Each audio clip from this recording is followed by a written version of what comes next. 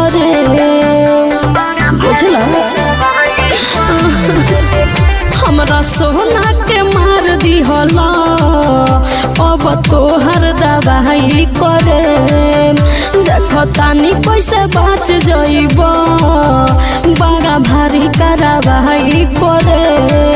बोला हमही करीले फैसला लाठी हमरे गारल ह। अच्छा रिपोर्ट कौन थाना न लिखी रे मामला यहिर के मारल ह। रिपोर्ट कौन थाना न लिखी रे मामला यहिर के मारल ह। बुझाई तो उसे का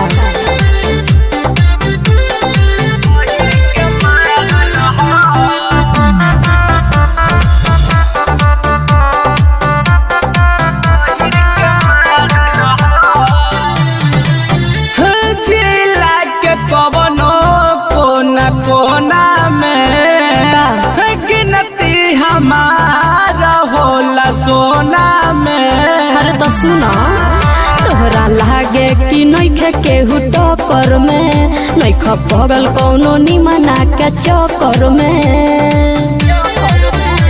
एरिया के ढेर बाहुबली सुन हमरे सुधारल ह। रिपोर्ट कौन थाना न लिखी रे मामला यहिर के मारल ह। रिपोर्ट कौन थाना न लिखी अच्छा मामला यहिर के मारल ह। अरे ज्यादा मत फेंक।